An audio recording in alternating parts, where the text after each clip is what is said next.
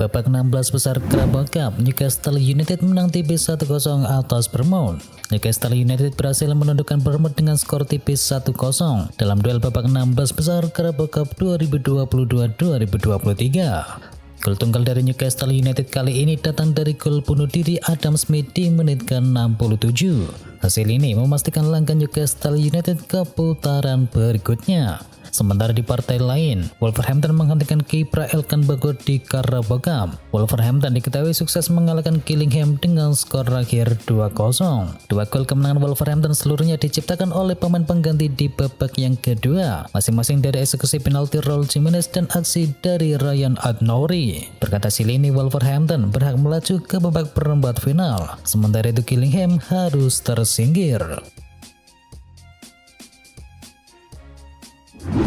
Elkan Bagot tukar kostum dengan Hwang Hee-chan. Wolverhampton menggantikan kiprah Elkan Bagot di Carabao Cup musim ini. Wolverhampton sukses mengalahkan Gillingham dengan skor akhir 2-0. Pemandangan menarik terlihat sesaat setelah peluit tanda berakhirnya pertandingan ditiupkan oleh wasit. Elkan Bagot dan Hwang Hee-chan pun kemudian sedikit bercengkrama dan pada akhirnya bertukar kostum. Kejadian ini cukup menarik mengingat di timnas Indonesia Bagot diasuh oleh Sintayong yang berasal dari Korea Selatan sama dengan Hwang Hee-chan. Lionel Messi salib Cristiano Ronaldo jadi atlet paling tajir di dunia. Performa Lionel Messi yang cemerlang mengantarkannya ke deretan atlet terkaya di dunia. Pria yang baru mengantarkan Argentina ke tangga juara Piala Dunia tersebut disebut-sebut memiliki harta mencapai $0,5 triliun. Messi menjadi atlet terkaya melampaui superstar NBA yakni LeBron James dan juga mega bintang Portugal Cristiano Ronaldo. Total pendapatan Messi diperkirakan mencapai 130 juta US dollar atau sekitar 2,02 triliun rupiah per tahunnya. Sementara itu pendapatan dari LeBron James sekitar 121,2 juta US dollar. Lalu ada Cristiano Ronaldo yang berpendapatan 115 juta US dollar per tahunnya. Cristiano Ronaldo akan tampil di Piala Dunia 2026. Media Spanyol yang berbasis di Madrid yakni Marca menyatakan jika Cristiano Ronaldo masih ingin tampil di Piala Dunia 2026 mendatang. Piala Dunia 2026 akan digelar di benua Amerika Utara dengan Amerika Serikat, Kanada, dan Meksiko menjadi tuan rumahnya. Tentu saja dia tidak pernah menyatakan bahwa dia berencana untuk meninggalkan tim nasional. Dan pesan dari sekitar orang Ronaldo menyatakan bahwa Piala Dunia 2026 sebagai tujuan yang masih mungkin untuk ia ikuti. Himbau dari media asal Spanyol tersebut. 4 juta lautan manusia penuhi Buenos Aires. Argentina memang punya tradisi parade atau arak-arakan squad bersama trofi keliling ibu kota Buenos Aires. Namun kali ini antusiasme publik Argentina begitu luar biasa. Bus kesulitan bergerak maju dan jalan jadi sangatlah sempit. Diketahui sekitar 4 juta atau 5 juta fans Argentina tumpah ruah memenuhi jalan Buenos Aires dalam parade juara Piala Dunia. Saking padatnya, para pemain dari Argentina pun harus diangkut pergi menggunakan helikopter. Jumlah 4 juta orang yang hadir di Buenos Aires tersebut menyamai jumlah populasi dari negara peringkat ketiga yakni Kroasia. Gagal eksekusi penalti, Tchouaméni minta maaf kepada penggemar timnas Prancis. Gelandang Aurelien Tchouaméni telah meminta maaf kepada para penggemar timnas Prancis atas kegagalannya mengeksekusi 12 pas saat menjalani babak adu penalti. Efek dari gagalnya mengeksekusi penalti, ia dan juga Kingsley Coman mendapatkan panen hujatan di media sosial masing-masing. Bahkan hujatan sampai mengarah menuju rasisme. Toni Kroos sanjung setinggi langit Lionel Messi. Puja-puji kepada Lionel Messi terus mengalir setelah sang pemain sanggup merengkuh Piala Dunia 2022. Toni Kroos menjadi pemain terbaru yang menyanjung pencapaian La Pulga di ajang Piala Dunia. Leo Messi pantas mendapatkannya dalam hal penampilan individu di sebuah turnamen. Saya belum pernah melihat pesepak bola bermain sekonsisten ini, ujar dari pemain asal Jerman tersebut. Lionel Messi akhirnya pecahkan rekor likes terbanyak di Instagram. Beberapa hari terakhir ini merupakan salah satu momen yang paling berkesan dalam hidup Lionel Messi. Pasalnya ia akhirnya bisa memenuhi mimpinya meraih gelar juara Piala Dunia 2022. Lionel Messi tentu saja sangat girang bisa membawa Argentina juara Piala Dunia. Ia kemudian mengunggah sejumlah fotonya memegang trofi Piala Dunia tak lama setelah laga lawan Prancis di Lusail Stadium. Unggahan tersebut mendapatkan likes dari jutaan umat manusia di bumi dalam tempo singkat. Dengan cepat, jumlah likes itu mendekati rekor likes foto sebuah telur yang diunggah pada tahun 2019 silam. Didier Deschamps beri sinyal tetap bertahan menukangi timnas Prancis. Setelah kalah atas Argentina di partai final Piala Dunia, Didier Deschamps menolak untuk membicarakan masa depannya. Ia bersikeras tidak akan memberikan jawaban meski jika Prancis sanggup meraih trofi. Dilansir dari laman LQP, beberapa sumber mengatakan pelatih berusia 54 tahun tersebut yang kontraknya akan berakhir di tahun ini menyatakan berminat bertahan bersama timnas Prancis. Ia dikabarkan ingin mendampingi skuad Les Bleus berlaga di Euro 2024 dan Piala Dunia 2026.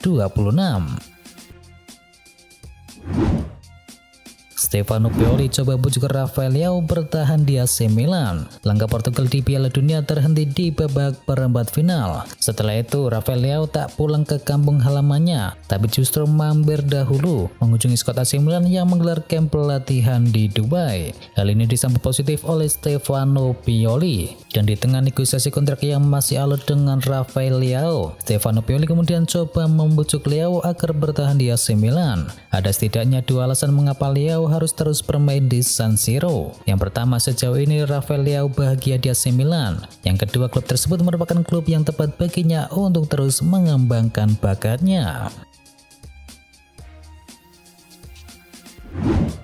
Isco dikabarkan bisa jalan dengan Sevilla hanya setelah 4 bulan.